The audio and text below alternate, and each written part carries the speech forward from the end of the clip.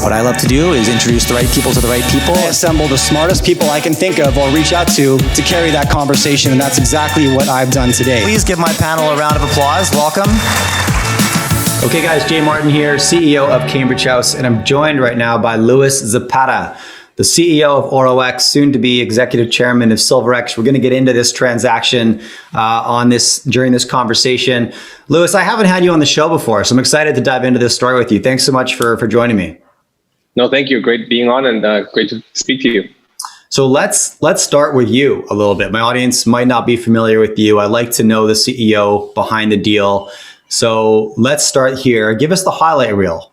Who are you and where did you come from? I was born in Lima, Peru, but I grew up in Richmond, BC. Did all my education there, went into mining finance. My first job out of college was at Canaccord Genuity in Vancouver. I grew to be the head of South American equities for Canaccord. And in 2013, I moved to Peru full time. I'm basically just been in mining finance my whole career. It's all I know. I love it. And been financing mining companies since my early 20s, basically. And what inspired you? Because I've seen this, I don't want to call it a trend, but in the last 12 months, I've seen more and more professionals move from banking to running a public company, specifically in the precious metal space. Timing makes sense. I get it. But what inspired that decision for you? I've been in the business almost 15 years, so I kind of saw what makes good companies, and it's really all about people. So when I felt that when my network became good enough, through meeting people like Paul Matisik, meeting good other, executives, etc., I just felt it was time to make the jump. And a couple of years ago, I saw the market was weak. I thought that it was going to flip around. So I said, I'd like to take over a company and put an asset in, and that's really what became SilverX now. Okay, so talk to me about the team a little bit, because that's what turned my head. As we said before I hit record here, I've been a shareholder of OROX for maybe 7-8 months. I know you guys have had a busy 15 months, but it was the people that turned my head, right? I've invested with Paul Matisik in the past and made money, and he's one of the personalities that I tend to follow around the space and just make sure I know what he's doing. So talk to me about the team at OROX and what you guys have built. Yeah, for sure. We took over the shell that became OROX in January 2020. We've done 3 deals in 14 months, each one bigger than the last. Paul came in the Peruvian transaction, which took us from the shell to OROX in June of last year. A lot of people don't know, but Paul lives part-time in Lima, Peru. He's my neighbor, a few blocks down from me. So we've known each other sort of socially for a few years and in business circles. So we were always looking to do a Peru deal. So when we partnered up with Paul and also Daryl Carty, who was a great Vancouver financier, a great guy, we thought it was the time to make the jump. And that's sort of how OROX was born. And then previous to that, I had always known about the asset that we're rolling into SilverX, La Recuperada. I helped them finance privately. So to be able to roll them into OROX has been an amazing thing for us. Yeah, Daryl Carty is another individual who is someone you should pay attention to. He's more behind the scenes. A lot of people don't know Daryl, but and a lot of the deals I've had on the show in the last 12 months, he's in the background.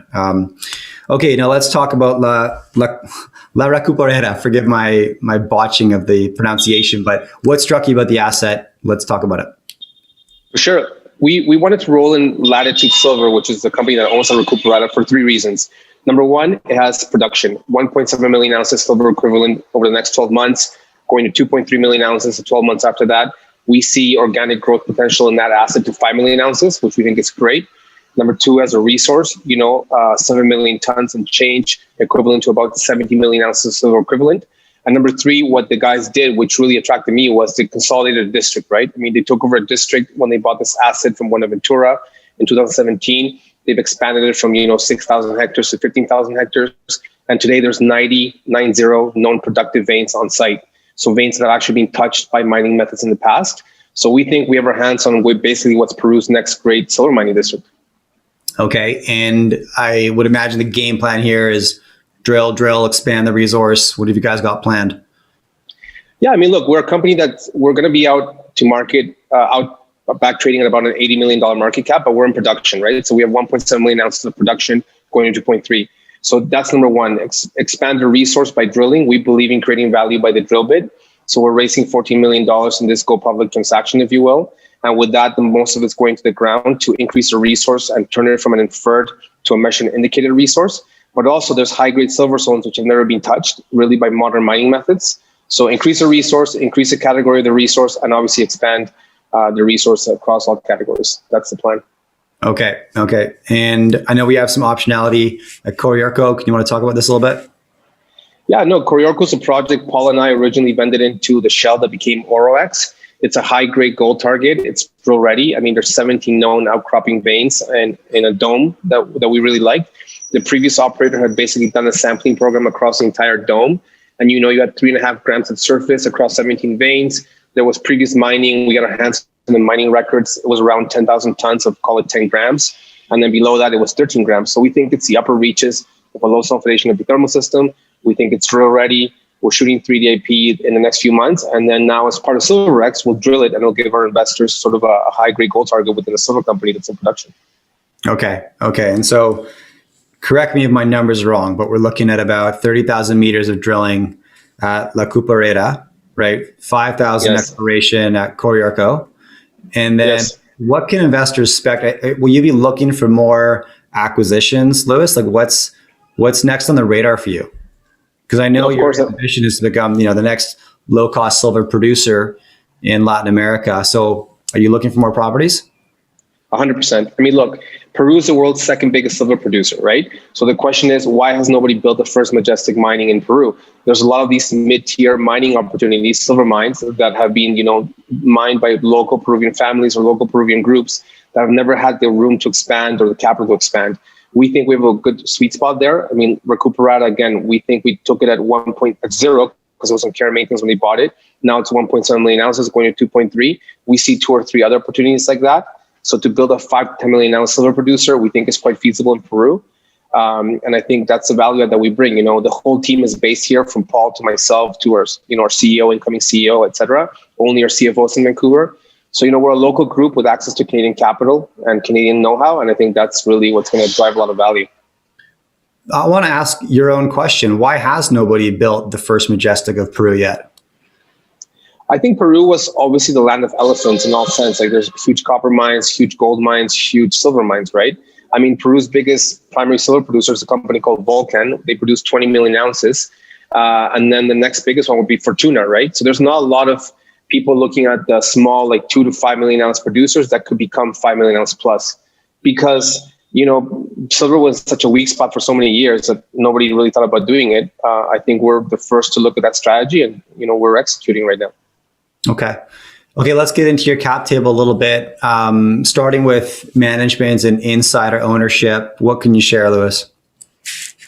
Look, pro forma, we'll have about 30% plus, 35% management and insider ownership. I think that's quite large for any company. We have institutional ownership from Sprott. We have US Global. We have Baker Steel. So we have great institutional backings in this $14 million round. We've been lucky to collect more institutional orders. So, we'll be a relatively tight company. We're doing a $14 million raise at a $66 million pre-money valuation, $81 million post-money. That's Canadian. If you look at some of our peer group, they have around the same or higher valuation with no production. So I would argue we're very attractively priced. And that's what we're doing right now. Okay. And so near-term catalysts, if we're looking for trigger points, we've got cash in the treasury, we've got to focus, drill programs are running. We're waiting for results at this point for Recuperada, for Coriorcco, and that's what investors should look out for the next 6-8 months. Correct. So one of the big things about our company is, look, we have 2 rigs on site now. The third one's going up next week. So we have 3 drill rigs turning even before we go public, call it middle of April. So we'll have drill results. We have production results because we are in production. I want to make that clear. We'll have resource expansion, resource sort of upgraded in the resource categories, and definitely M&A. I'm a banker by trade. I think everybody knows that Paul's a deal guy. We're not here to run a 2 to 3 million ounce producer. We're here to grow the next Pan American or First Majestic.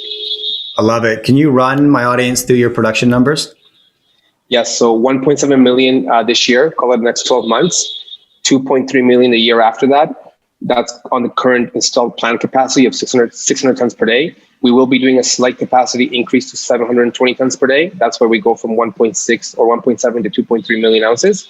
Okay. This year, we are putting an EIA study for an upgrade of the plant to 2,500 tons per day. So we think organically this asset can grow to 5 million ounces. But again, I think the big driver for us would really be M&A. I just came back from meetings. We're chasing M&A deals all day long. Okay, yeah, that's the other catalyst we'll keep our eye out for, which is exciting. Okay. Yeah. Okay, Louis, thanks for coming on the show. I appreciate your time. And I can hear that you're downtown Lima. We can hear the traffic outside your window right now. I live right downtown. I want to bring you back on 4 to 6 months down the road, get an update on the story. But thank you for coming on. I appreciate your time. No, thank you, Jay. Nice talking to you.